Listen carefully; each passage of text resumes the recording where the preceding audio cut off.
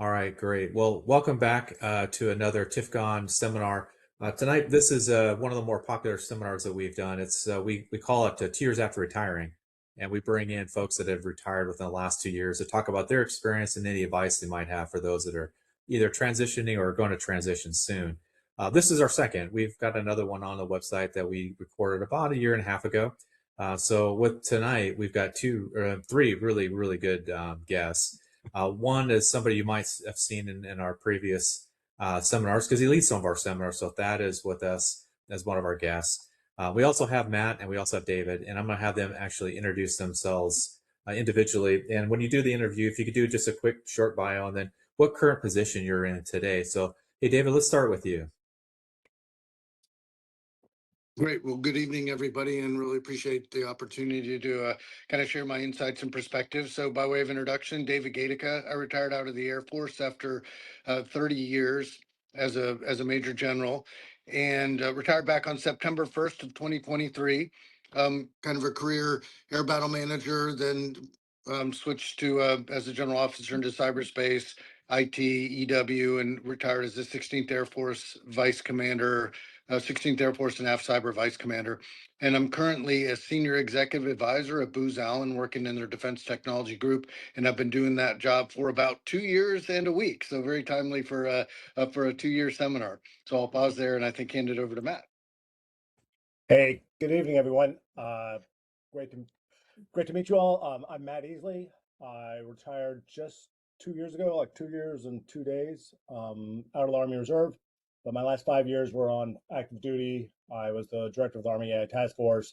Then I became the Chief Information Security Officer for the United States Army. And then I moved up to OSD Policy and became the Deputy Principal Information Operations Advisor.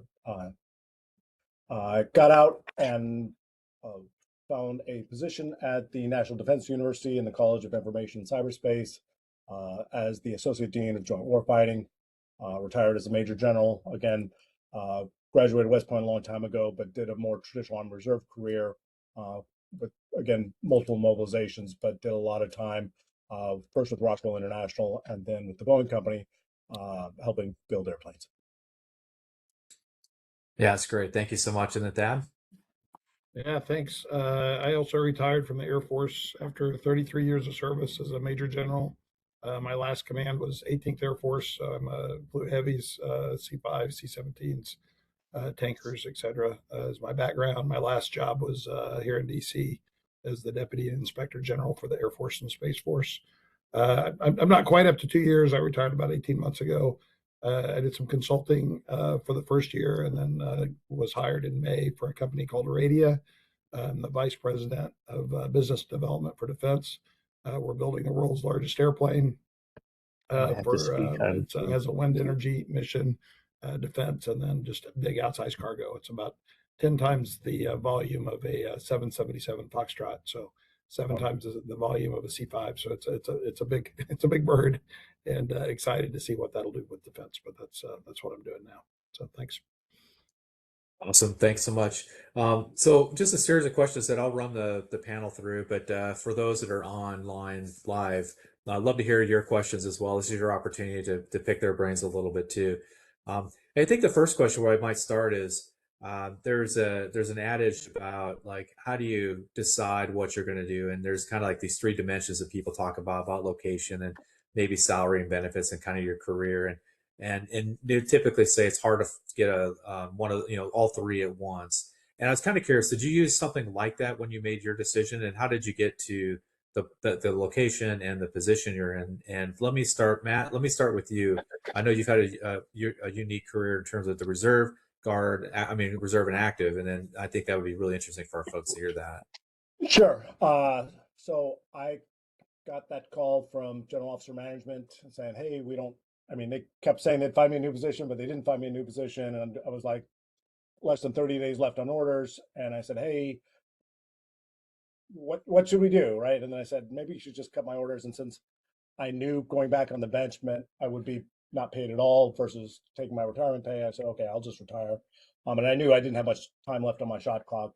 But then, I mean, your question of location, salary, and benefits is key. I mean, I could have gone back to the Boeing Company where I would make somewhat more money than I do now. but I had been a defense contractor for, from 2000 to 2018, and I had enjoyed that. Paid well, but it's a lot of work. You're always looking for new money because you either underbid the contract and you won, and it's a ton of work, or you didn't get the contract because you overbid it. So it's always feast or famine for a lot of the programs. So you either have way too much work, or you don't have enough work, and you're wondering if you have a job next day. And then you're always on the road because the big defense contractors are, global companies, and you have to travel. I was always on the road. I'm in Seattle, in Oklahoma City, in St. Louis, and Huntsville, all the places that you would expect a Boeing senior engineer to go do good work.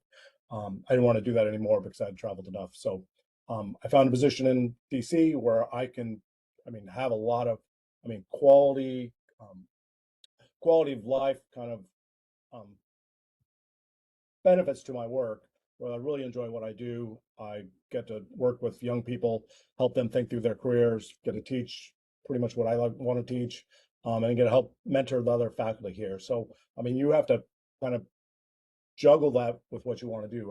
I understand, money's important, but I get paid well enough as a government servant, and I get my military pension. I'm doing fine. So. Yeah, that's great. I appreciate the experience you have too, because you could draw upon that experience when you made that decision. So that's helpful. Hey, David, let me go to you. Yeah, sure. So I guess I was hit with a variation as I was, networking with many of our colleagues from the past as I was transitioning from the military.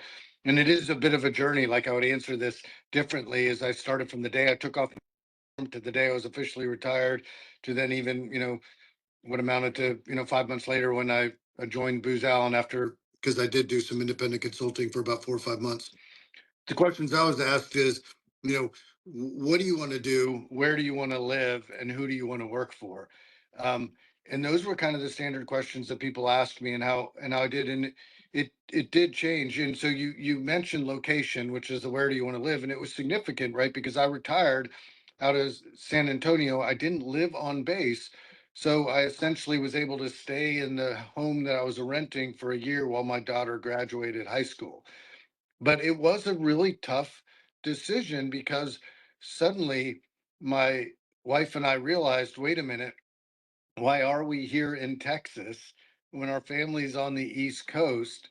Where do we want to live?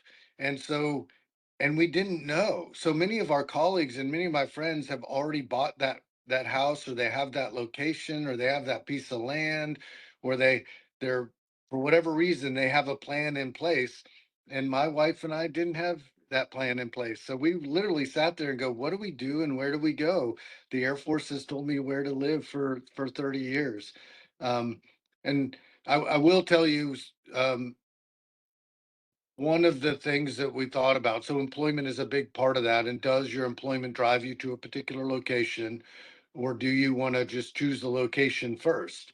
And that goes back to those other questions of who do you want to work for? If you're working for somebody else, then they're going to get a vote. If you're working for yourself in some sort of capacity, whatever that may be, as a consultant or something else, then you get the vote. So it's a lot to consider for folks to think about, and it isn't.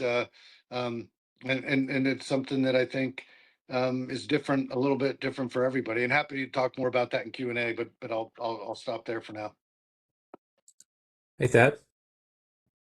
Yeah, no, I had a friend, when I was having my 1,000 cups of coffee with, reconnecting with buddies over the years, that talked about a glove fit. So I think you have to kind of figure out what those, 5 things are that you're trying to aim for, and then kind of what order you put them in. And, in addition to the 3 you said, I think, some kind of self-fulfillment, or, your enjoyment of the job, or, something you're excited to get up and do every day. I think for me was kind of part of that 5. And and then prioritizing them. I think we were open to moving. We wanted to be close to family. For us, like I mentioned as we were coming on, we have a son at the Naval Academy, so being close to at least one of our kids. Our other 2 kids have moved. Each one moved from London to California, and one moved Texas to California since we retired. So you can't go chasing your kids all the time, but being close to at least part of our family, like Dave said, I think was important to us. So the ability to stay here in DC was good. I wasn't doing government work or doing contractor work. I was open to entering new jobs, and so I did some consulting for the first, less than a year, and enjoyed that. There was parts of it I liked, like the flexibility and all that. But in the end, I found that for me it wasn't quite as fulfilling, just because you give advice to a CEO and sometimes they take it and sometimes they don't, and you're not really a part of that team, so you don't get that mission fulfillment. You provide advice and or a service, and so there was, for me, there was still a little something missing, and you do spend quite a bit of your time, especially at first, just promoting yourself, and so that is not a natural thing for most. I think most generals is we've been used to service, and kind of promoting yourself is kind of a tough thing to do at first to get used to that. So, but anyway, but then finding a job like I did with radio, I've been very happy, and it's been a great fit for us. I didn't, set out to go work for a startup size company. They're about 100 employees. We'll grow to 300 or 400 over the next couple of years. But um, I applied for companies of all sizes, but I was excited to join a smaller team. Has been a good fit for me. So hopefully that answers your question. Yeah, absolutely. Let me just go back to you too, because one of the things, Lenny Richelieu was actually, he and I kind of talked about how to set up this kind of like this seminar, and we decided like 2 years seems to be like a sweet spot where you're out far enough away from your retirement decision that now you have the opportunity to reflect back. And I guess let me just talk to you. It sounds like you did that. Now that you look at those three dimensions and you've actually been away from the military for a while, it sounds like you did actually revisit your three dimensions, and you said five dimensions, and made a pivot. Is that true? And I wondered if the other two did the same thing or doing the same thing. I don't think we pivoted, but I think I think finding a company with or a job with the core values that we've shared was important to us. To be in alignment there, and to be part of a team that that we felt comfortable with. And that's interesting. You're like, one of the jobs I applied for, the recruiter was like, hey, the CEO you're going to be working for is very focused. And then she paused and said, maybe too focused, and I said, well, that's great. I've worked for some tough 4 stars, right? We've all had some tough bosses, but finding that team that you enjoy, people you enjoy working with, I think is part of that too. I think it's okay to experiment a little. Like I said, we tried the consulting thing for a little while, and I think we may go back to that later. And I still do a little consulting on the side, so I'm not against it. Depending on kind of the phase in life, but at the time, I'm 57 and turned 57 this year, and so I felt like I still had a lot of gas in the tank, and wanted to work a little more full time, and those kind of things. But I think it also, I don't know if we're going to talk about this too, but just the kind of the stress of going through that decision process. I have one friend that he has a great job for one of the primes now, and he's a super sharp officer. But I was talking to him, and he's like, that I was so stressed going through this that I was like physically ill. Like I was like almost to the point of a breakdown, right? And and it was really nice of him to share that. I don't think I was quite to that point, but there is some stress on you and your family, and like Dave said, you almost have like too many choices, right? You can live anywhere you want, you can work for anybody you want, you can work for yourself, and then kind of narrowing that down, and getting a good fit for you and a good fit for a company is, I think, just to be honest, is stressful at times. And sometimes, GOs and old military guys would like to share that, that middle stress side of it. But I think it's there for all of us at some level. Hey, Matt, and then David, and then I see John's got his hand raised, so we'll go to John after that. But Matt, maybe to you for next. No, right. When finding a new job is always stressful. I don't care if you're young or older, just change is hard. But you need to find some place that you're going to be happy and that's going to make you fulfilled every day, that you're going to want to go to work.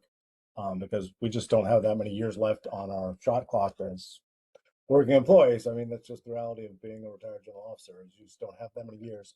So make sure you find a good fit, as Thad said, that you like the mission and that you're just happy going to do that. And there's lots of ways to do that, lots of places you can find that.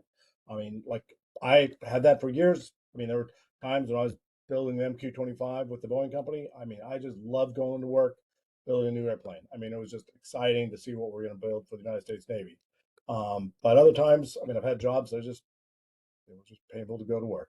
I can tell you, being the Chief Information Security Officer of the United States Army is not a fun job, because I mean, your civil guys are always getting hammered anyways, and it just cybersecurity. It's always a losing game. You're never going to win. I mean, it's always just do as best you can, and just and day in, day out of that is just a pain. It's like, I come to work now and I'm happy. I come to work on the weekends, but I don't have to, because it's just fun. Right? I mean, but you you've got to find that joy in your life.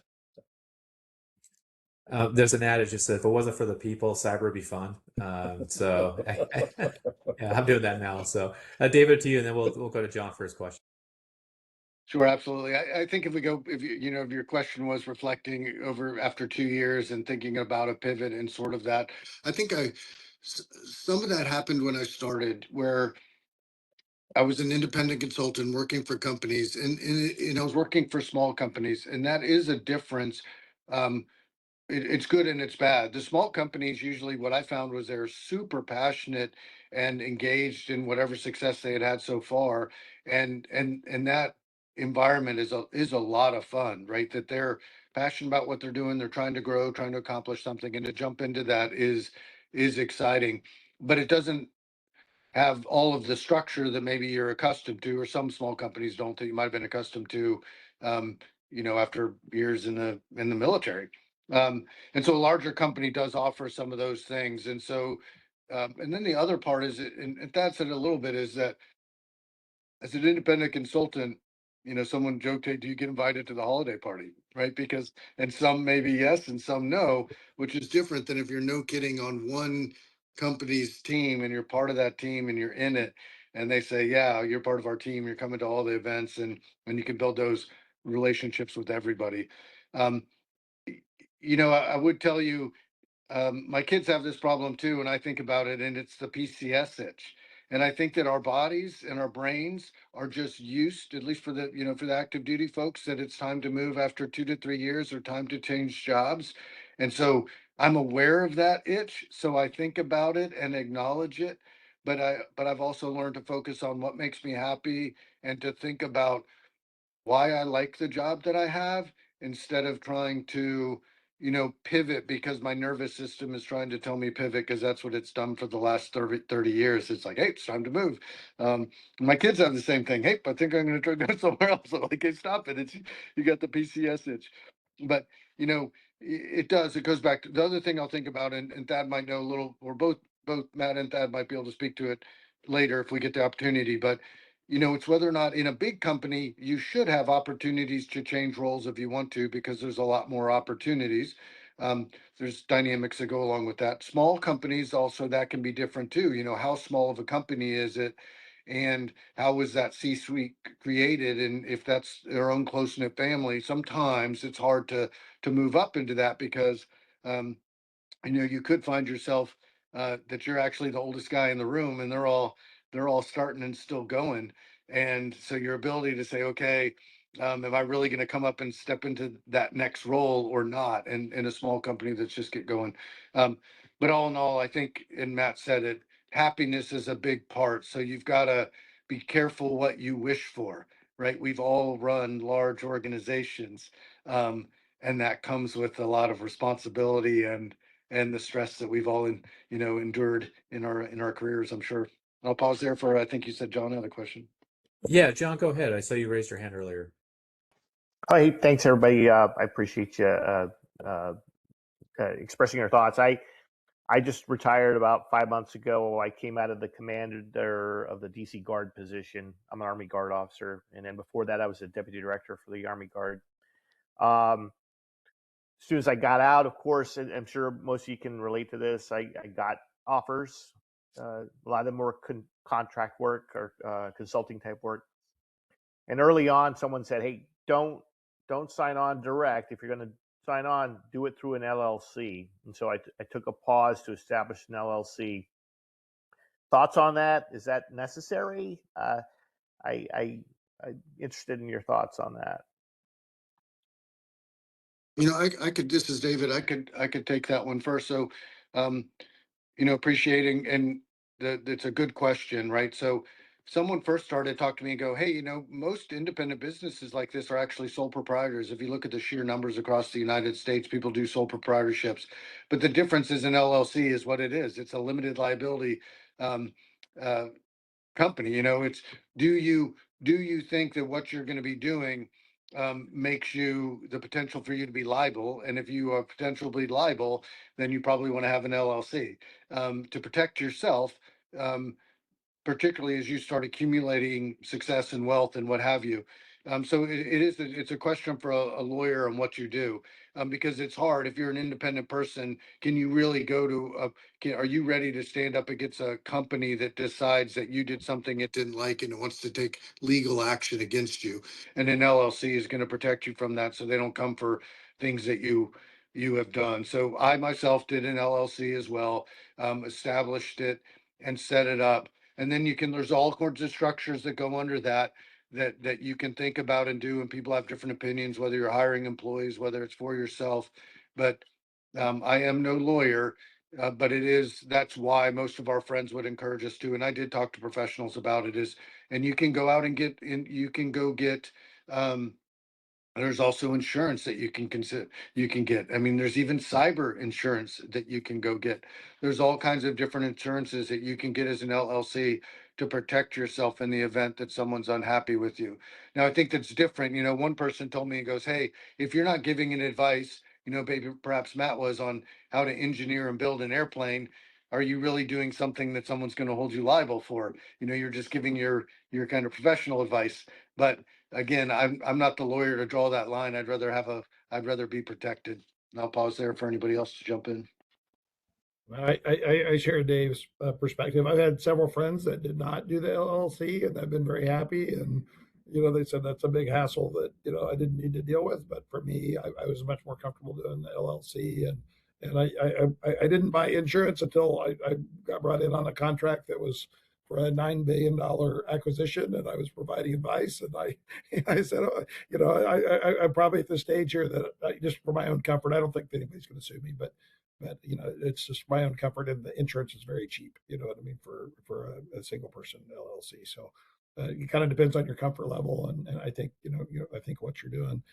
Something else I'd mention is you may want to consider some kind of umbrella policy, for insurance, because just as retired generals and admirals, we don't consider ourselves rich, but for a lot of Americans, if you get in a car wreck or your kids, hit something or whatever happens, people could really come after you. And so the umbrella policy gives you a little more protection and not too much cost. Hey, Matt, to you. No, I mean, I again, I've heard the same advice from lots of other retired general officers. LLC is typically the route I've heard most people go. Again, since I joined the federal government, I haven't done that yet. So, but if I got out and started consulting, I probably would. No, I appreciate all that. I appreciate your views or what you said earlier about I guess some folks chose not to go that route. But overall, everything you all saying, it matches directly with the retirement course, at least the one the Army gives. All of those things were emphasized, but I appreciate your thoughts. Thanks. Yeah, thanks for the question. I'll just say for my own where I sit, I went ahead and did an LLC, but largely not because of the liability part, because for taxes. I did it just so that I can keep like a little bit more strict accounting for the little bit of work I was doing. And then to Thad's point on the umbrella insurance, I got that advice from a number of people, and I will say even today, very glad I did it. Yeah, yes, I would recommend that to anybody who's a retired general flag officer. I think we have another question, which is great. See who raised your hand there. Mike, did you raise your hand?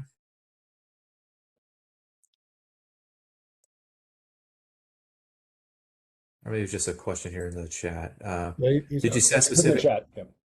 Yeah, thanks. Yeah, did you set specific time horizons for your post-military employment, or just let it play forward while it's fun? Yeah, that's a good question. If I went first again on that one, so I had, networking is key. I talked to a lot of people, and I had some, senior officers. One 3-star in particular was like, "Hey, you shouldn't work for a year because you don't know what you want to do. You need to decompress."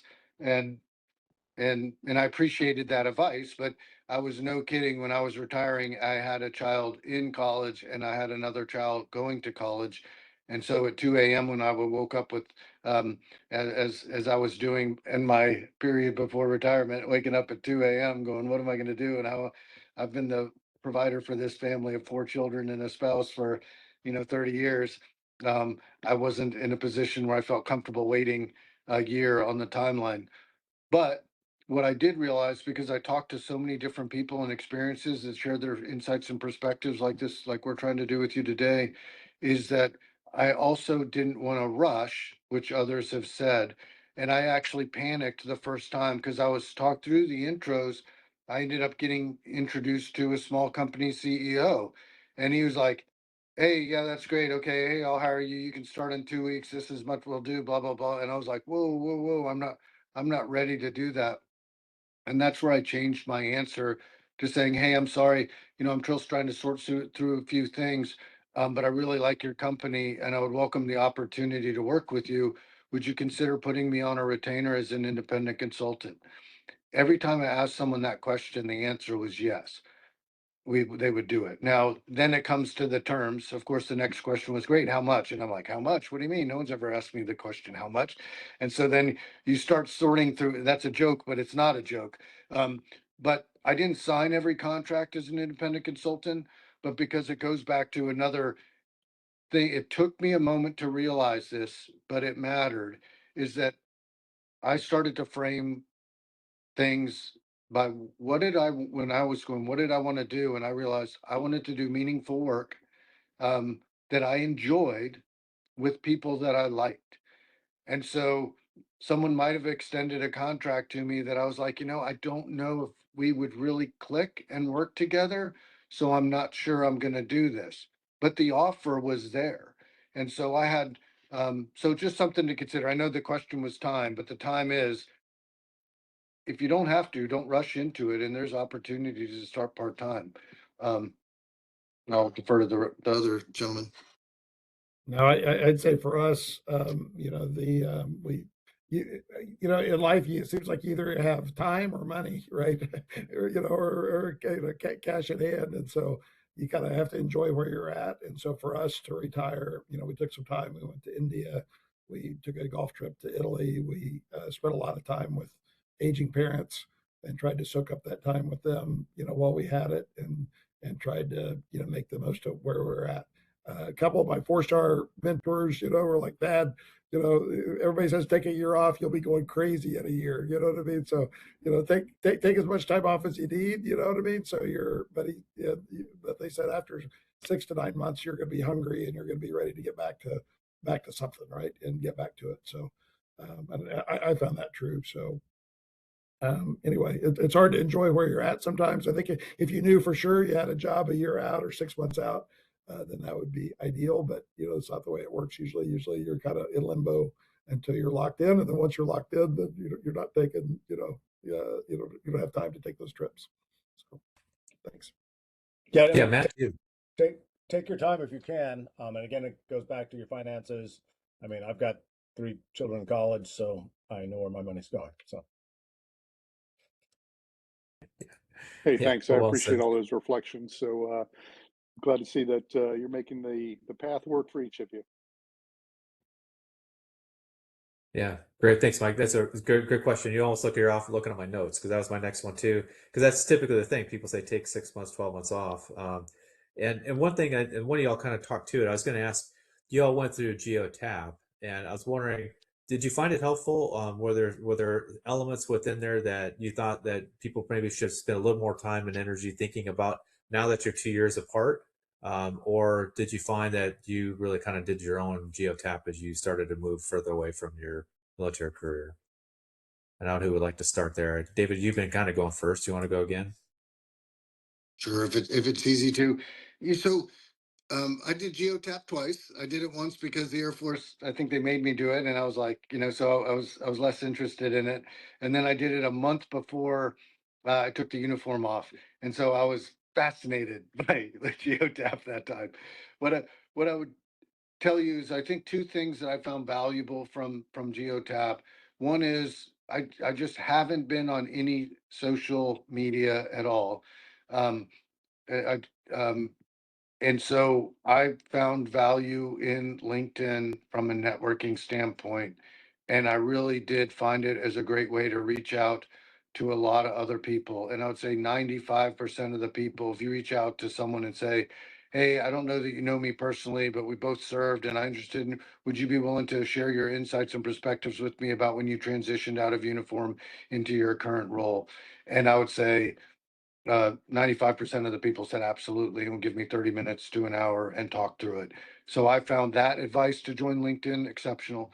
The other one that I thought was valuable was for the interviewing process to be able to have a story to answer questions by telling a story. I found that also valuable. I think for us, we're all pretty much a quick read at the general officer level. So some of the making us practice for a couple days or whatever they did a day for a full day maybe was more than I needed.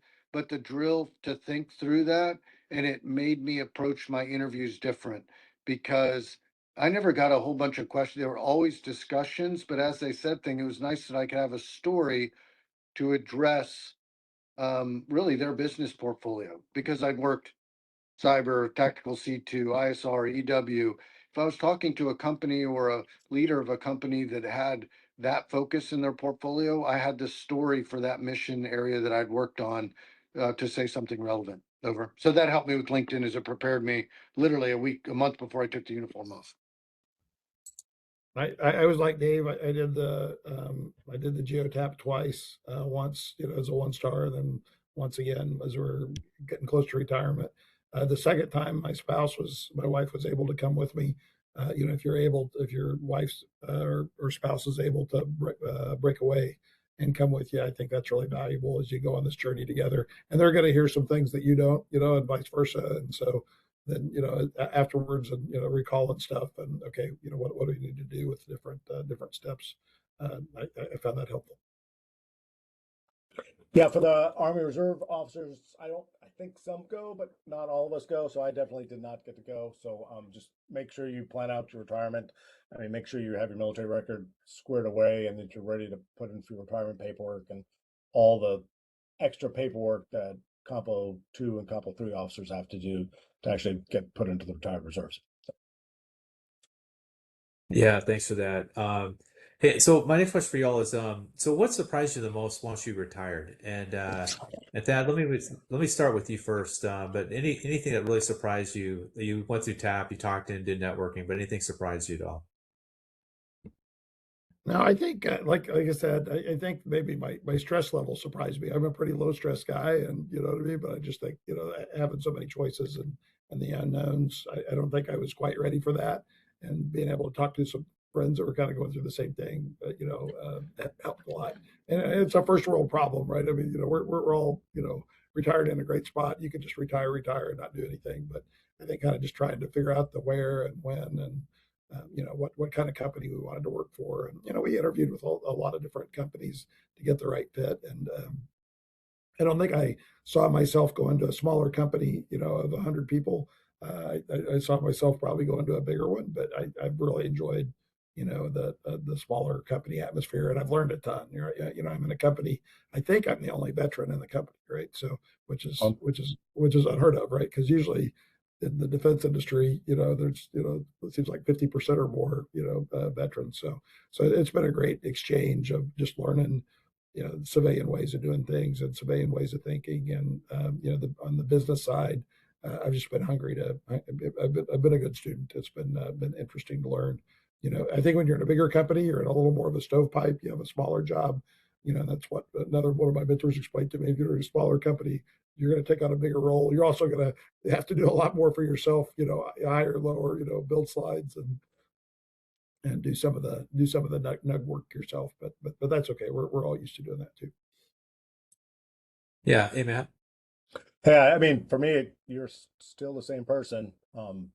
For retirement and after retirement. There isn't some magical thing that I mean, no, you're not wearing the uniform every day, but all your strengths and all your weaknesses are all still there. And then you have to find ways to make sure that you're applying yourself properly into the position you're now in. Um, Yeah, that's great advice. David? Yeah, I think about what surprised me most.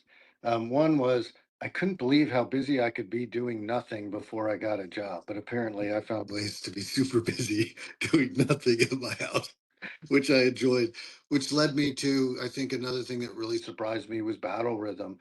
I'll give an example of my last 3 years at 16th Air Force.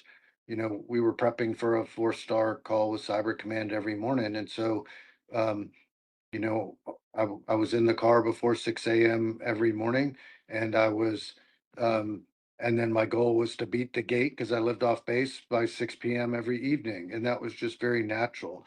I don't have that same battle rhythm now, and that was a big mind shift change for me because for many years I thought that was just normal, right? You go to work at 5:45 and you get home after 6.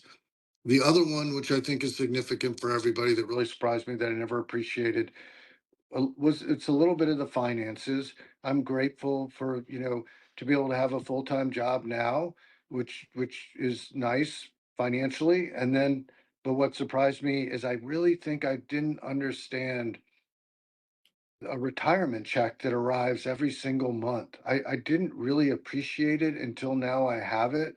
And I'm really grateful for it. And I go, wow, if I go back to doing nothing and keeping myself busy running around my house and yard, I still get that check for the rest of my life. And it's a tremendous benefit. And we all knew we were getting it, but until I got it for doing, for something I did in the past, um, so I am super grateful for it, and it was something that surprised me that I didn't really think of it in totality. Over. Yeah, that's really good insight. I would think when Lenny and I kind of sat down and talked about doing this seminar a couple of years ago, one of the things that we both reflected on is that the stories we heard from folks that just retired or have been retired for a little while, that the word resiliency and patience kept coming up. That when you make the transition, it's not as just as smooth as you may be hearing, and that there's going to be ups and downs along the process and everything else. I was wondering, in your transition, did you have to draw upon like your patience and your resiliency and just give yourself some grace as you're making this transition? Did you find that I know that you talked about the stress, but did you find it that there actually is some stress associated with this that you maybe surprised you just a little bit? And Matt, maybe I'll start with you because you had the opportunity to be a little bit in the career field, before, and then you transitioned, but I was curious what you think. Oh, I mean, yeah, I mean, I'm not saying it was without stress and where I got to now. I mean, I definitely applied for some big jobs at some of the hyperscalers, which I did not get. And I mean, I definitely would have taken them. I mean, there was a lot of money at those companies, but again, it was a lot of stress and they were working hard. And I mean, maybe sometime I'll go apply to those jobs. But no, you've got to find the niche where your skill set matches that position and matches well because there's competition out there. They're not, I mean, yep, some people will be knocking at your door. I mean, they see that you had 2 stars on your shoulder and they want to use your Rolodex. I mean, there's going to be those, but um, find that find that job you love, and then be happy. Yeah, but do that. Yeah, no, I agree with everything you said. I think patience and resilience. It kind of surprised me as I talked to some of my mentors. The 4-star mentors that were like, "Dad, nobody called me at all for the first 9 months or the first 12 months." And these are people that you would think would be getting a dozen calls a day, right? And so that was kind of an aha that one if, depending on what you want to do, you got to hustle. It takes some work to get out there, and whether you're self-employed or whether you're working for somebody else. I think on the resilience side, I think again embracing the you have maybe a little more time.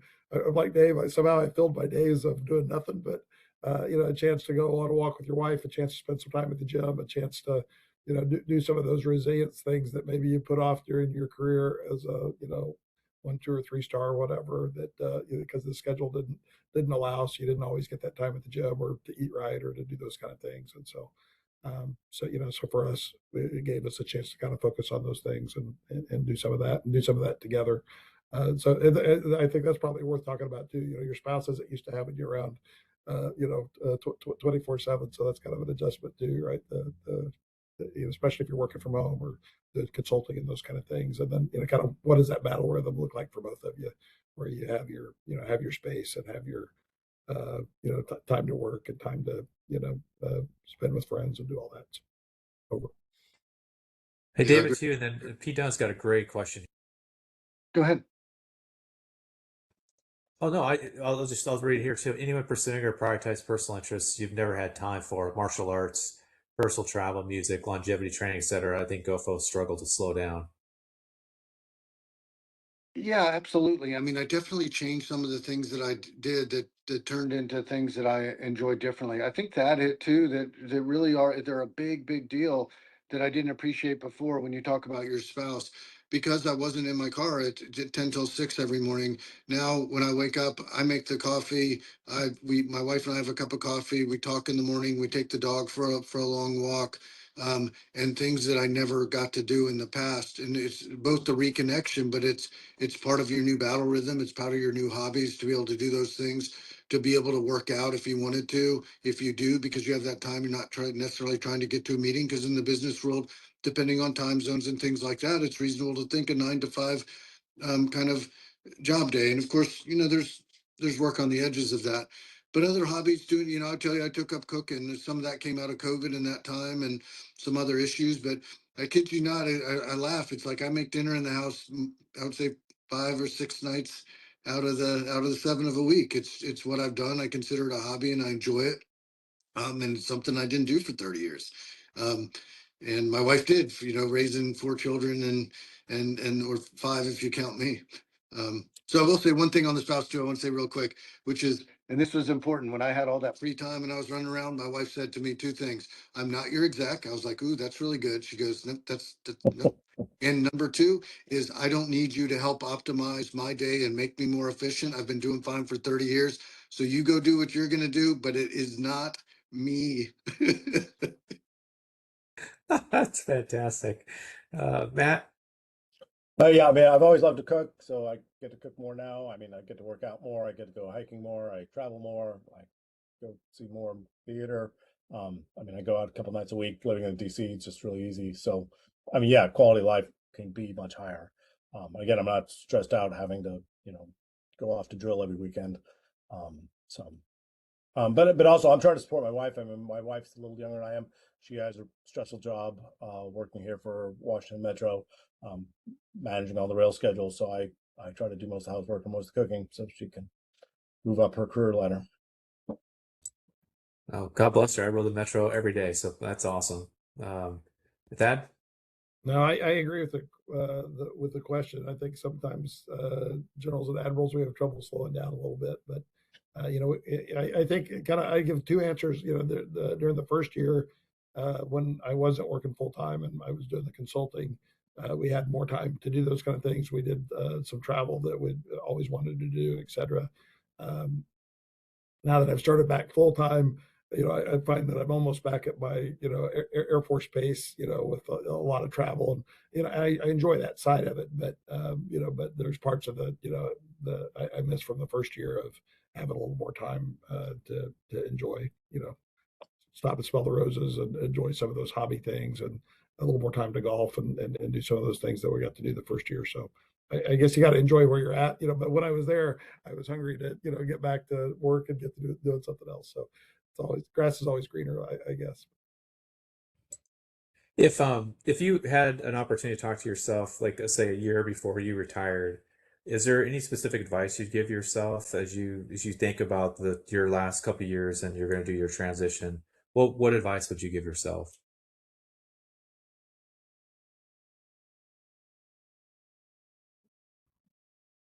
That yeah, Yeah, go ahead, Dad. I just say that it's going to be all right. It's all going to work out. And if it doesn't, you know what I mean. You have the option to move on to the next thing. I've had friends that retired 3 years ago and have been in 3 different houses and 3 different companies and 3 different jobs, and luckily not 3 different wives. The same wife. So but yeah, I think it's okay to you're not locked into something forever. So but for most of us, I think pretty quickly it's going to work out one way or the other, and so maybe not worry as much. Hey, David. You took the words out of my mouth. That's what I was going to say. Is it's going to be all right, and I think that's hard for people to realize as they're making that because they feel those stresses that we've all alluded to, but the reality is that you can it's going to be all right.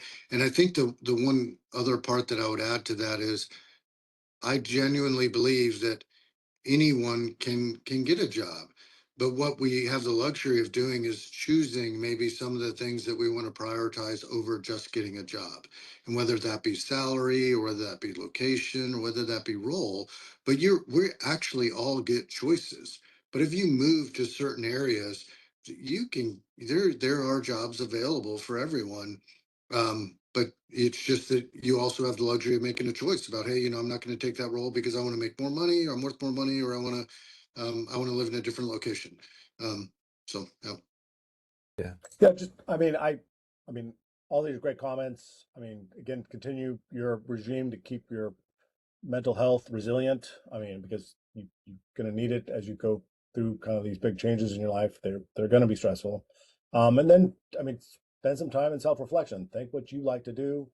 Spend time looking at different industries because you don't know. I mean, you've been stovepipe in a very kind of very narrow area of your career. Maybe there's other areas that you're interested in that you might be good at. So I mean, don't sell yourself short. Yeah, that's great. One of the things TFGON has, we have some associations with organizations that help people with transitions and that. And one of the statistics they use, and I think it seems to be true for GoFos as well, is that 75% of folks don't stay in their first job, within the first, I think it's 6 to 12 months. So, and they tell people that because I think people have this the sense as they make this transition that first job is the job, and they then get disappointed when they leave and they feel like there's like a failure thing and everything else. And that's not a true statement. It's just that maybe that wasn't the right fit and you're still learning yourself and those other things too. The other thing I would just offer too is that, and this is where I'd love to hear what you guys think. Irv Lessel is an individual I talked to in my networking as I left, and he told me something. We're over, the 1,000 cups of coffee as Dad said. He told me, he said, I was talking about my phase two, leaving the military into phase two, and he looked at me and he's a little older than I am, but he said, I'm still trying to figure out my phase three. And it was such a insightful thing for him to say that he's still thinking of phase three.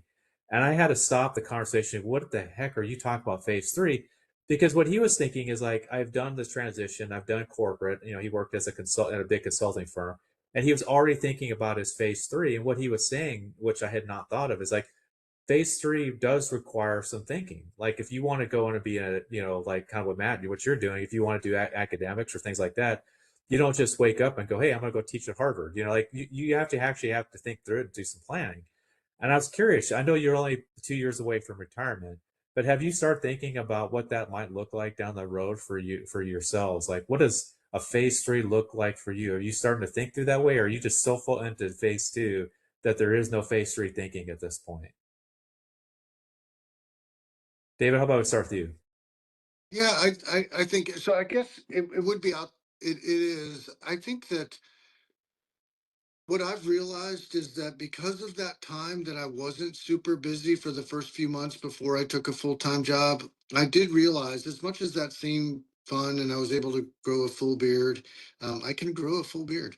Um, that, but the other part of that is I want to do meaningful work, and I like being where I am. That I get to contribute back to the mission in a different way because I am still trying to solve problems for our military and for our Air Force, and I find that meaningful work, and I want to keep doing it. And if I can do that for another 10 years, I will. Now there is a aspect of in what capacity and how much, so you dial some of that back. But I still want to do it. And then the other one is because I think we all, if you're blessed to have aging parents, is in watching them, is that I've realized, hey, the more you stay engaged, the more you do things, I think that's good for your health. And so my phase three is a little bit more focused on what's good for my physical and mental health.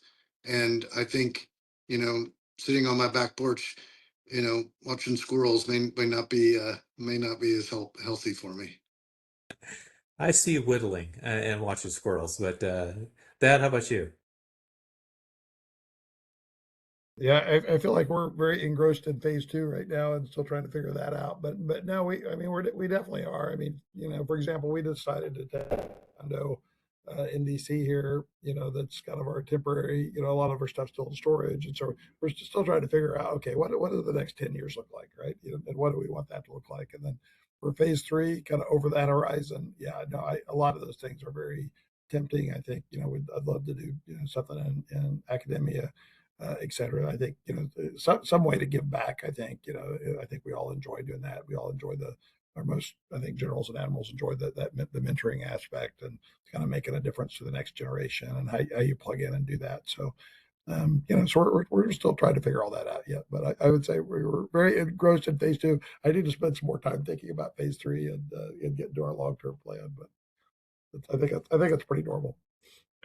Yeah, and Matt? No, I'm still happy and focused here. I mean, it's not like I wouldn't go out and be a CISO again, but I know I could only keep that pace up for like 2 years. So I have to like figure out if I'm gonna work 10 more years. When is that 2 years that I want to go do that super stressful job? But I don't know. If it doesn't happen, it doesn't happen. It sounds like you've had like maybe phase 2, 3, 4, and 5 so far. So as all of our good reservists have, this is remarkable. I'm going to pause for a second. I know we've had some great questions here from our other folks that are online, but if anybody has any questions, by all means, raise your hand there. If not, I've got a couple wrap-up comments. Okay, well, I don't see hands, so what I'll do is this is our unselfish plug here about TFGON, and just to let folks know that on our website there are other videos just like this, and there's a bunch of them that are focused on transitioning and folks that are thinking about what it would look like when you do become a retiree, or even when you're retired.